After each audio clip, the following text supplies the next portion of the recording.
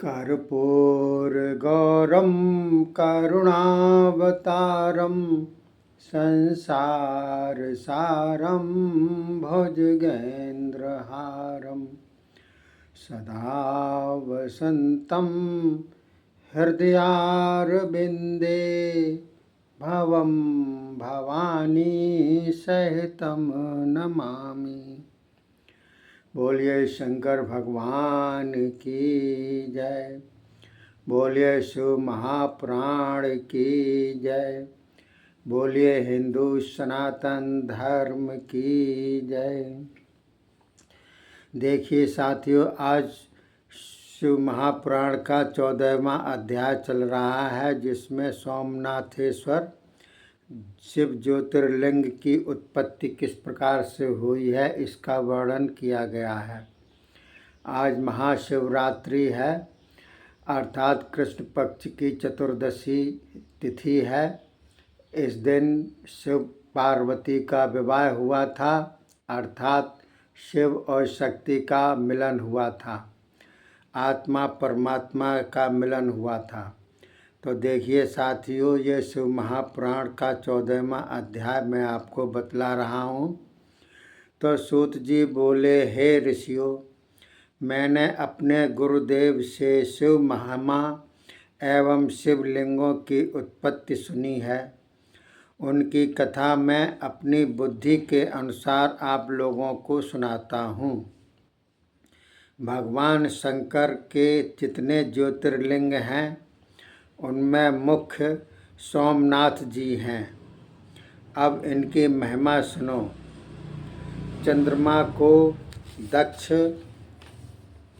प्रजापति की अश्विनी आदि 27 पुत्रियां पत्नी रूप में प्राप्त हुईं। उन्हें पाकर चंद्रमा की शोभा बढ़ गई, किंतु उन सब में से रोहिणी के साथ चंद्रमा का अधिक स्नेह था। बाकी स्त्रियां दुखित होकर अपने पिता के पास पहुंची, अपना दुखड़ा सुनाया। यह सुनकर दक्ष चंद्रमा के पास पहुंचकर समझाने लगे। बोले, चंद्रदेव, आप उत्तम वंश से उत्पन्न होकर इस प्रकार की विषमता क्यों कर रहे हो? इसमें आपकी सज्जनता नहीं। एक के साथ प्रेम तथा दूसरे के साथ प्रेम न होना, इससे तो नरक प्राप्त होता है। इतना कहकर दक्ष प्रजापति तो अपने घर चले आए, किंतु चंद्रमा ने दक्ष की बात पर कोई ध्यान न दिया। फिर यही बात लेकर कन्याएं अपने पिता के पास पहुंची। उन्हें दुखी देखकर व्याकुल होता हुआ दक्ष फिर चंद्रमा के पास गया और बोला, हे चंद्रमा, पहले मैं तुमको अत्यंत दीनता के साथ समझा बुझा गया था, किंतु आपने मेरी बात पर कुछ भी ध्यान न दिया और मेरा निरादर कर दिया। इसी कारण आप क्षीणता को प्राप्त हो जाओ। दक्ष के ऐसा कहने पर चंद्रमा क्षीण एवं मलिन हो गया। उसके बाद चंद्रमा ने इंद्र आदि देवताओं को प्रेरित किया। तब वशिष्ठ ऋषि तथा देवता सभी ब्रह्मा जी के पास पहुँचे और उन्हें चंद्रमा के दुख का सब वृतांत जाकर सुनाया। सुनकर फिर ब्रह्मा जी बोले, हे देवताओं, यह चंद्रमा महादुष्ट है। यह गुरुदेव बृहस्पति की पत्नी तारा को भगा कर ले गया और फिर दैत्यों के पास पहुंच गया था। दैत्यों के साथ देवताओं को युद्ध करा दिया। श्री बृहस्पति जी तारा के लिए महादुखी थे। तारा को लौटाने के लिए मैंने चंद्रमा को बहुत समझाया। उसने कठिनता से मेरी बात स्वीकार की। बृहस्पति जी ने उस समय तारा को गर्भवती जानकर कहा कि इसके गर्भ में चंद्रमा का बालक है। जब तक यह निकलेगा नहीं, मैं तारा को स्वीकार नहीं कर सकता। तब मैंने गर्भ को दूर कराया, फिर तारा बृहस्पति को दिला दी। हे ऋषि तथा देवताओं, इस प्रकार चंद्रमा तो अपनी दुष्टता छोड़ता ही नहीं। इसके लिए मुझसे कुछ मत कहो। हाँ, तुम्हारे कहने से एक उपाय बताता हूँ। यदि यह प्रभास नामक पवित्र तीर्थ में जाकर भगवान शंकर का पूजन करे, इस प्रकार आराधन करता हुआ महामृत्युंजय जपन करे, तो संतुष्ट होकर शंकर अवश्य ही इसका मंगल करेंगे। इसकी क्षीणता का दुख निवृत्त होगा। ब्रह्मा जी का वचन सुनकर देवता तथा ऋषि चंद्रमा के पास आए। फिर चंद्रमा को अपने साथ लेकर प्रभास क्षेत्र में पहुँचे। तब सरस्वती आदि तीर्थों का आवाहन कर मृत्युंजय विधान के साथ साथ भगवान शंकर का पूजन कराया। उसके बाद 6 महीने तक दृढ़ आसन पर बैठकर चंद्रमा मृत्युंजय जपन के द्वारा जपन करने लगा।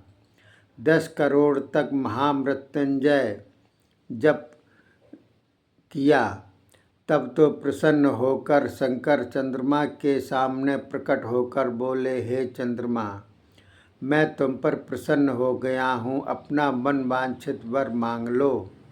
चंद्रमा बोला, स्वामिन, यदि आप सचमुच ही मुझ पर प्रसन्न होकर वर देते हैं तो कृपा करके मुझे यह वर दें कि मेरा यह 6 दोष दूर हो जाए। तब भगवान शंकर जी बोले, हे चंद्रमा, तुम्हारा दक्ष प्रजापति का शाप तो नहीं हटाया जा सकता। इतना मैं करता हूँ कि कृष्ण पक्ष के 15 दिनों तक तो तेरी कलाएं क्षीण होती रहेंगी और शुक्ल पक्ष के 15 दिनों तक क्रम से बढ़ती रहेंगी। भगवान शंकर के इस प्रकार कथन से चंद्रमा प्रसन्न हुआ और देवगण भी प्रसन्न होते हुए वहाँ आ गए। चंद्रमा को आशीर्वाद देकर हाथ जोड़कर शंकर से प्रार्थना करने लगे कि हम आपको प्रणाम करते हैं। फिर कहा, हे प्रभु, आप श्री पार्वती जी के साथ इसी स्थान पर निवास करें। इस प्रकार देवताओं की प्रार्थना से शिव वहाँ विराजे। तभी से सोमेश्वर नाम से वहाँ प्रसिद्ध हुए। देवताओं ने मिलकर एक कुंड भी वहाँ बना दिया, जिसका नाम चंद्रकुंड हुआ। इस कुंड के स्नान से सभी पाप निवृत्त हो जाते हैं।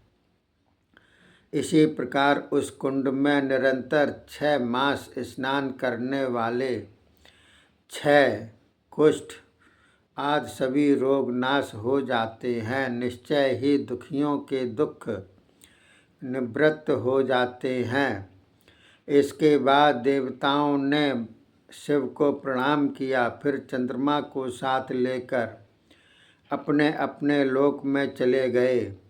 सोमेश्वर की कथा भी सब पापों को निवृत्त करती है। बोलिए शंकर भगवान की जय। अगला 15वां अध्याय है, जिसमें मल्लिकार्जुन की उत्पत्ति के बारे में बतलाया गया है कि किस प्रकार से होती है। तो देखिए, सूत जी बोले, हे ऋषिगण, अब मैं आपको मल्लिकार्जुन शिव ज्योतिर्लिंग की उत्पत्ति का वर्णन करता हूँ। श्री पार्वती जी के बड़े पुत्र कार्तिक स्वामी जी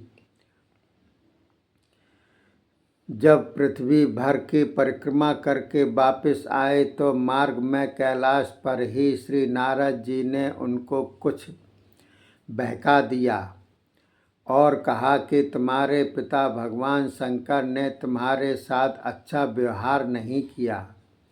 तुम्हें तो पृथ्वी परिक्रमा के लिए भेज दिया, फिर पीछे छोटे पुत्र गणेश जी का विवाह कर दिया। इस प्रकार नारद जी के वचन को सुनते ही स्वामी कार्तिक क्रोध में आ गए। फिर तो माता पार्वती तथा भगवान शंकर के आग्रह के साथ रोकने पर भी न रुके, क्रौंच पर्वत पर चले गए। पुत्र वियोग में श्री पार्वती जी व्याकुल होकर विलपने लगीं।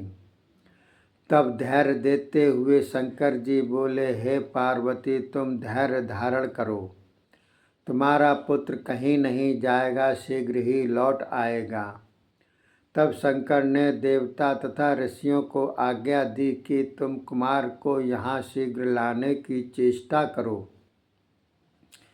शिव आज्ञा से देवता एवं ऋषिगण क्रौंच पर्वत पर पहुँचे और कुमार को प्रणाम करके स्तुति एवं प्रार्थना करने लगे। किंतु कुमार के मन में तो नारद जी के वचनों ने घर कर लिया था, इसलिए किसी की प्रार्थना पर भी उन्होंने ध्यान नहीं दिया। तब तो सबके सब हताश होकर लौट आए।